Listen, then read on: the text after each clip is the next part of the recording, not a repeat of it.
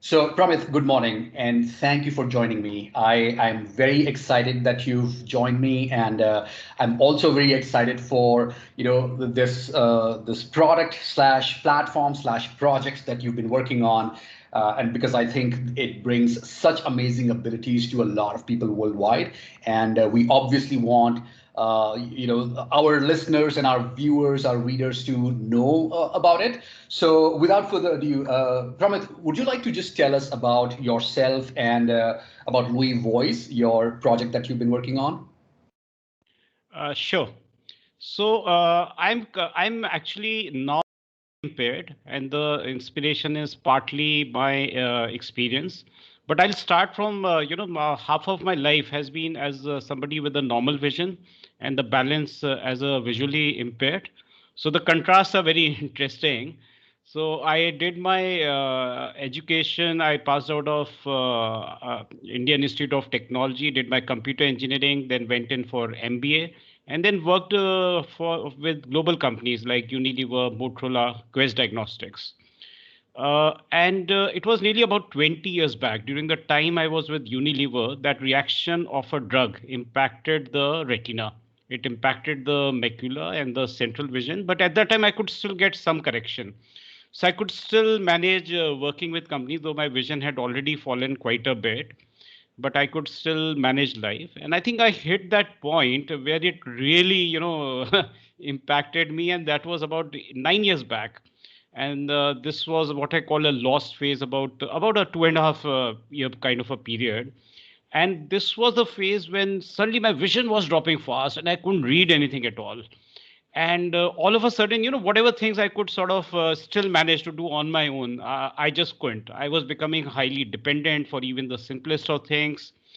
And most importantly, there were all these devils playing in my mind saying, I cannot do this, I cannot do this. So complete loss of confidence. I was just sitting at home, practically doing nothing.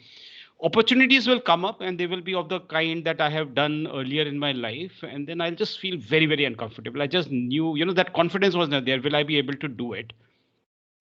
So, like I said, this was almost like a 2.5 year phase. Slowly, I came out of it. Some friends helped, and I started doing. I think the point, how I got out of it is also interesting because one of the friends sort of, asked me, okay, forget about what you have done in the past. Forget about, what others will think. What is it that you really want to do? And I think that was the point that at which I had to sort of I got really free at that time because I said, okay, this is the way I want to do some consulting work. And then things sort of happened and I started doing that.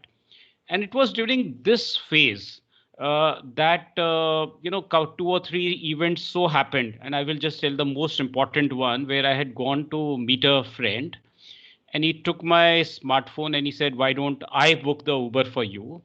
And he just kept on asking me questions. I was giving him the replies, okay, take this destination, whatever options that Uber was serving him.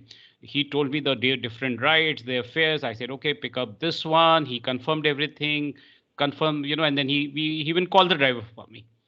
And I think that experience left a really lasting impact. I mean, even today, every time I just close my eyes, I said, okay, how do I replicate this experience? Now, what was great about this experience was that somebody was just helping me through a normal, regular voice interaction.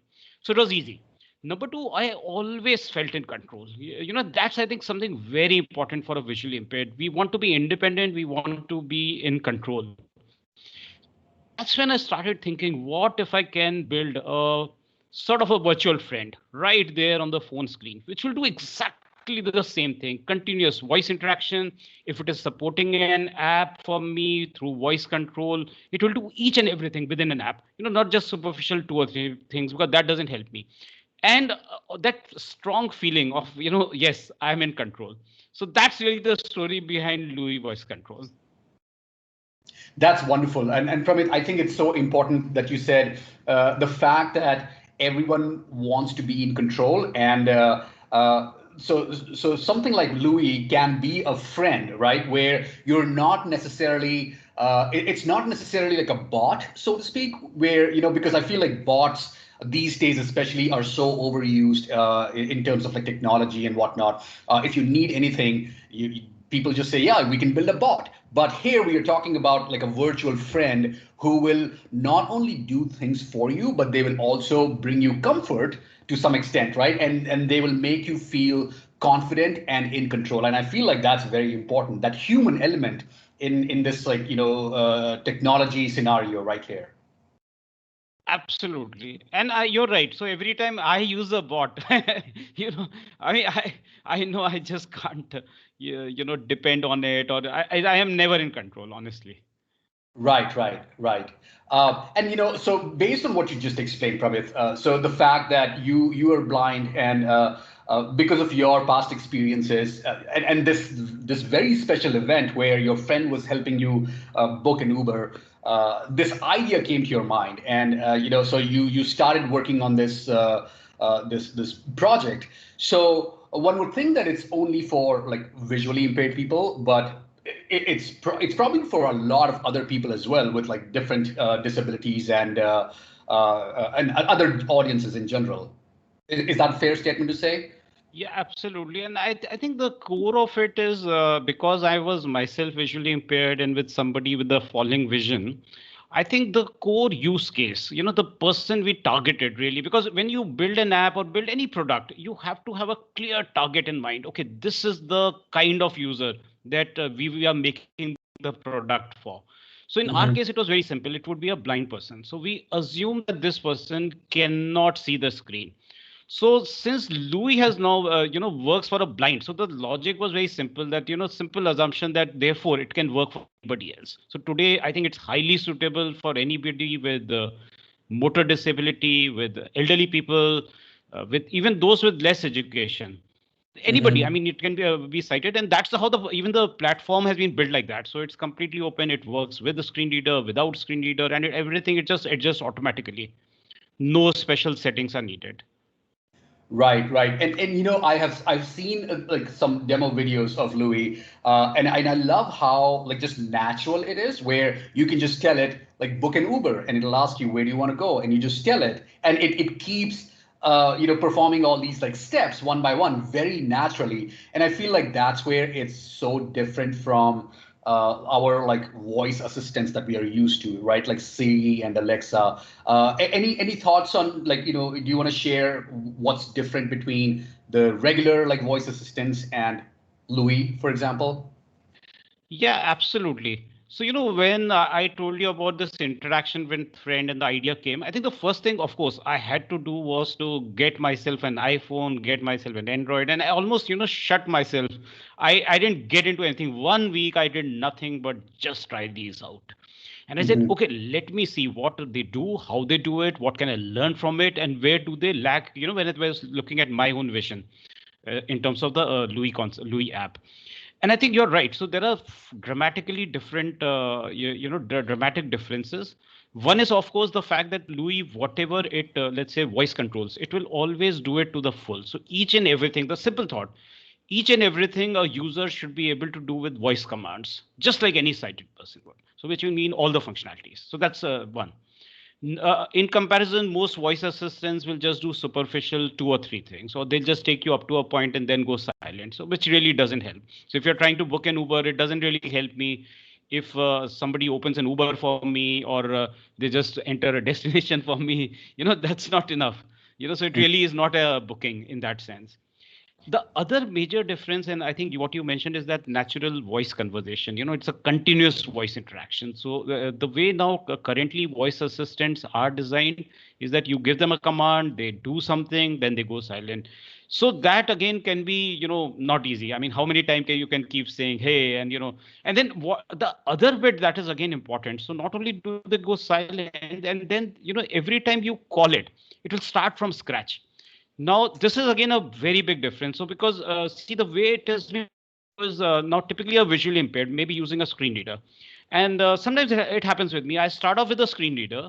And then at some point, I may say, oh, I want to send out this guy messages, or there are a whole lot of these audio messages. I want to hear them one after another. So, all you need to do in Louis is just double check. It comes on at whenever and at whichever stage of that app, and it will automatically recognize your hair and it will just start as if it was doing it all along. And then you can just say stop silent whenever you want to. So it's completely like a friend. Call for it whenever you want. You don't need the help. You can ask it to go silent. So it's simply just built that way.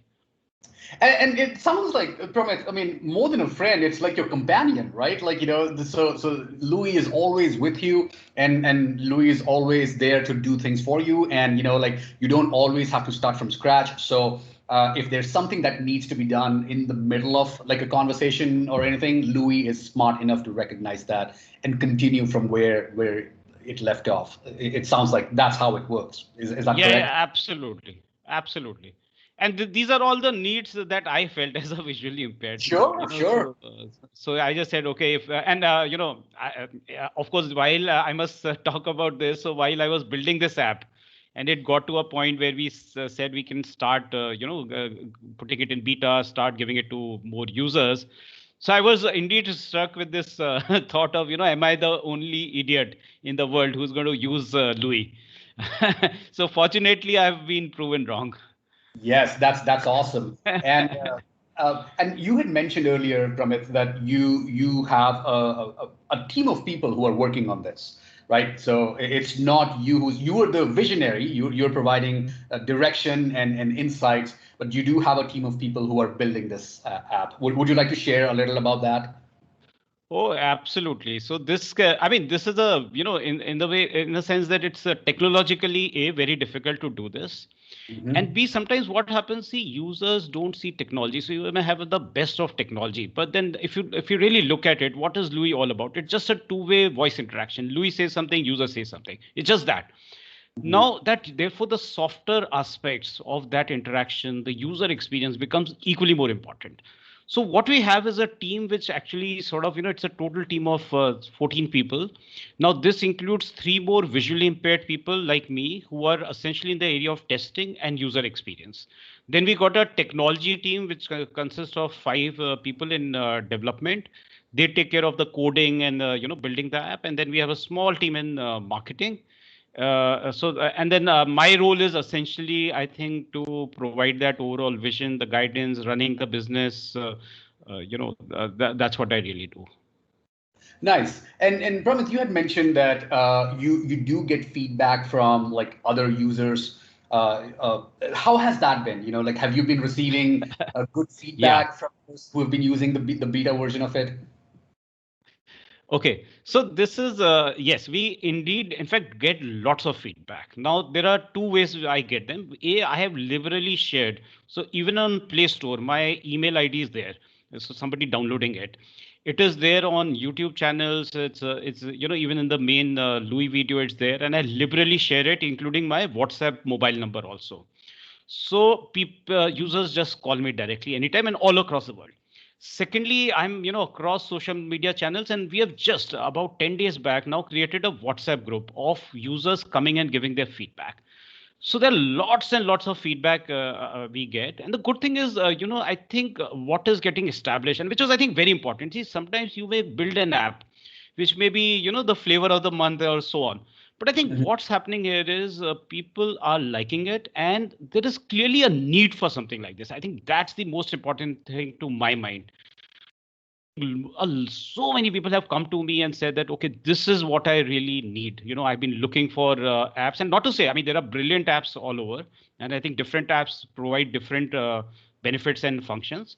But it just is something like this, a companion, a friend. You can just do voice interaction, and of course, there are sometimes critical feedback, which are very important. I don't even look at it that way, because these are users helping us improve the app, and which is what the whole idea is: get to as many users, get their feedback.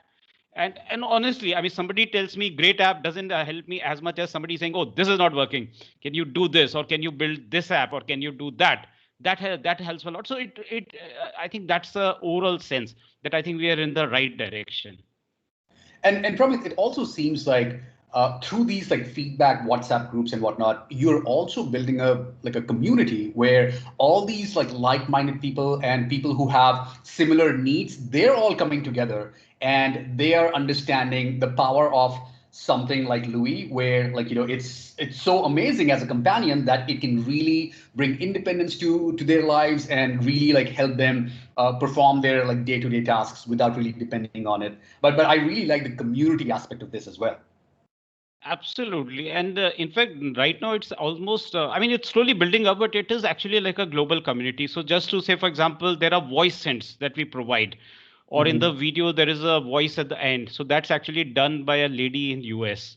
I already have volunteers in Colombia, in US, who are volunteering to help translate it in Spanish. Uh, Similarly, there are people even in India. For example, I'll tell you, even this group, out of let's say 10 questions that get asked, more than half actually get answered by other users. I mean, there are users who have created their own videos and they share that on the group to, so if somebody has a question, they say, okay, do it this way. So that's, something wonderful. Yeah, absolutely, absolutely. And again, this is why I am so fascinated by Louis is because, well, first of all, its abilities to be this like natural companion, but then also it enabling and exciting all these other people and them helping each other and all those things. So that is really like remarkable from it. I mean, thanks to this like technology that you're building, it's bringing a lot of people together. And Uh, Venkat, if I can add, sorry, I just yeah. want to add something. I think it's important. So, pre-COVID-19, if we had asked me, because when we are talking of community, we got to talk of the team as well. That's working on Louis, right? Mhm. Now, pre-COVID-19, so if you had asked me this question in January, I would have said, no way, we work only from office and, everybody comes to the office. Now, we have been working out of home, everybody, and people are actually all over the country, and we are realizing that look, we can be far more we're doing a far better work, far more productive, and physical distance is just in no way impacting anything. So the other thing I want to do is get out of this geographical boundaries and actually have more team members who could be from anywhere in the world. I mean, how does it matter, whether somebody is in some remote corner of India or, anywhere in the world? So Absolutely. that's the other thing, which I think is very important, because different people with different competencies, skill set, different cultures will bring in, greater strength and greater ideas in terms of, what needs to be done on the app, how to improve it, from a global perspective. And from it, I'm very sure, I'm very positive that there will be people from around the world who would happily sign up to be either a volunteer for something or a tester to give feedback or to contribute in any way. Because I feel like these kinds of projects are valued by a lot of people, and there are so many good people out there who want to contribute to efforts like this, right? So I'm very positive that you will get a lot of success in that. And in fact, I want to sign up for it. I would love to be a volunteer.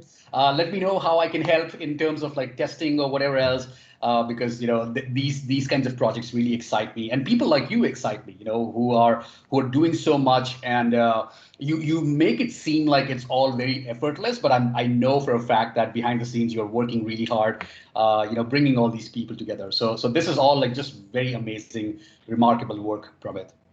Oh, Um, Venkat, and your help will be, I mean, we'll really seek your help. I think there's a lot of guidance, strategy, and of course, how do we, reach out to you more users organically? Certainly. Absolutely. Thanks a lot. Absolutely, yes. So, Pramit, what's your vision for this service? So I mean, we're talking about how Louis can help people be independent, etc. Like, where do you see this going in the next few months or few years? So, okay, so in the short term, I think the focus is, we got to scale up. So when I say scaling up, more in terms of, all the apps that we support and also the platform. So currently it's on Android. We need to also, do a feasibility for iPhones as well. I think in the medium term, we got to start moving to a point where, rather than doing everything ourselves, can we create tools, SDKs, APIs, where other apps can sort of integrate with Louis. And I think in the longer term, what we're talking about is, Louis being like a friend, a companion, technically sort of a platform, but where, and I don't want to dilute the focus. It still remains very focused on a blind person, but where, it's sort of integral to somebody's life, where each and every aspect, their life, their aspirations, whatever tools, etc., they need are all at, just at a call. call Louie and you can do it just by voice, and whether it's reading a document, reading your email, whatever, so Right. that's the ultimate vision. That's awesome. And in fact, so now that you're building it, you're having people test it. So is this available for download, Pramit? Can people just go to the Play Store and download it, like the beta version of it? Absolutely, anybody can. So what we are doing is what is called an open beta. So anybody can come in and download it. And by the way, we already have users in about 70 countries. And there are, I can tell you small countries where there are people actually championing this and wanting their friends to also use the app. So it's already, there's a lot of support we are getting. And I think again, this is just so beautiful, Pramit, because probably you never expected that people from all these like different countries and all these like small countries, like, did you ever expect this phenomenon to happen? People from all over the world and all these like other countries getting interested in Louis? See, okay, so like I said, in between all those things about I said, am I being the only idiot needing this app? So that was, I think, a genuine because you develop something and then you're wondering whether somebody else will use it. And I Yep. think technologically, again, the next question that came to us just as we opened it, what happens when somebody uses it in US? What happens if somebody is using it in Africa? Will it work? So Uh-huh. we passed that and we said yes, anybody can use it. Then other question, like I'll tell you, and this something so there is a user in Malaysia who's also speech impaired because he had a heart attack. So Hmm. he's blind and he's speech impaired, and it works perfectly for him. So that crossed another barrier.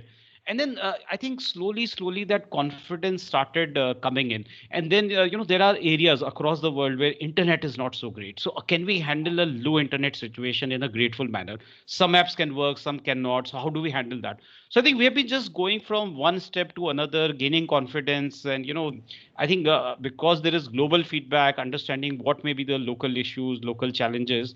So I think yes, we are making decent progress. So whether to your original question, whether I expected it, no, to be honest. And that's how it is, right? I mean, you start something and you probably don't have many expectations, and like you said, like you probably thought that I will be the only one who will use it, but then it's such a nice surprise when you start getting feedback, when you start learning that there is someone out there actually who is using this, and not just one more person, two more people, but there's like a community of people who are very interested in using it and contributing to it, and I think that's really wonderful. But I can tell you somewhere deep inside, I always knew that this is going to be a global product because somewhere I knew that, the way we are using the technology and the way we try to keep everything open, so anybody can come use the product. So I knew it, but then, that I think, like I said, it's only step by step that confidence comes. Right. And especially when it starts to become real Yeah, and you start absolutely. hearing about it. Yeah. Yeah. Amazing. And then, Pramit, probably last question. So it's probably a free service today, especially since it's in beta right now. Correct. Do you have any thoughts of on like, will it be a free service forever? I'm assuming no, it won't be. But any thoughts you want to share Yeah. on the pricing? Yeah. So we are, structured like a typical tech startup with investors in India and USA. But we look ourselves more as a social venture. So I think achieving so a lot of our investors also have put in money because they think it's a good technology, but also because it can do a lot of social good. So the focus is more on the social good, and of course along the way, it's also very clear a lot of good social ideas come, a lot of technologies, but they don't last because they are not self sustainable. So the model needs to be a self sustainable also yet accessible. So it got to be so affordable that so there's no point in building an app like this. Only 2% of the people in the world can afford it. It just doesn't make sense. So we may be profitable that way, but then I don't think we're doing any of the social objectives that we initially, I mean, that's really what the driver is. So our strategy on pricing is going to be very, very different. So what we are talking of, what a lot of apps do in the accessibility spaces, they start with a, let's say, a price. A typical price is $5 a month in the US. Hmm. They start with that and they translate that price across the world. So suddenly, in a country like India, it's 400 rupees. It's completely out of bounds for most people. Maybe 1% of the visually impaired can afford it. What we want to do is we said, okay, we will have a different price in every country. Maybe just take a very simple thing of, somebody just needs to pay for 1 cup of coffee. That's it. And a standard coffee. So I'm not talking of, a Starbucks coffee or, Right, right, so in right. US, I don't know, but, probably a coffee will cost at least probably about a $3 at least. Mm-hmm. In India, a good filter coffee could actually be very, very low. It could be maybe even 40 cents. Right. Mm-hmm. So the whole thought is that, look, we peg it at that level in every country with differential pricing where, and I've been doing a lot of, by the way, a lot of webinars with the live demonstration with, 100, 200 people on the webinar. And this question has been asked and I've done a reverse check. I said, okay, how much does a filter coffee pay? So much. Regular filter coffee, not a premium one, right? Right. So is that, do you think that is affordable? Because that's really what is important. And the sense is, yes, that formula will work. So like I said, hopefully, so we will be sustainable as well as the app will be easily affordable and accessible to everybody. That's again, that is very remarkable. The fact that your focus is on affordability, and especially in India, right? So like you mentioned that not the entire visually impaired population may be able to afford like a $5 per month, or like, I don't know, 700 rupees per month subscription. So for them, Right. if you can provide something for like 10 rupees, like my favorite filter coffee in Bangalore from it was 10 rupees. So I will need to revise my expectations. No, no, it's fine. It's fine. I'll pay more. But you're That's right. okay. But that's the Yeah, whole that's thought, that okay. it Yeah. make it so sort of friction free that you want to use the service also, and yet you don't feel that it's just Right. out of my reach, because I think that will be really bad. Yep. Yep. Exactly. Pramit, this is very exciting. I am very excited for the journey you're on, and I will be very eagerly watching you and Louis, progress and do some amazing things. And of course, I'm here to help. So we will talk more about that. But Pramit, thank you for your time. Thank you for talking to me. Any parting thoughts? Anything else you would like to share with us? Oh yeah, I just want to talk about how the name Louis came. So we are looking Yes. for a short and sweet name which will work across the world. And so whether you are in Russia or Africa or India or US, you can, it's easy to pronounce. So then we suddenly, one of our advertising agency, they helped us coming up with the name Louis, and of course that strong association with Louis Braille. And so the whole thought is that, look, Braille has so much, so critically impacted the life in such a big way. So if Louis can just do even a little bit like Braille did, I think, I think our objectives are achieved. And I'm very sure 200% it will. All Thank you right. so much. Yeah, thank you for your time, and we will definitely be in touch. Uh, so I'll talk to you later. Thank you. Right. Thank you, Venkat.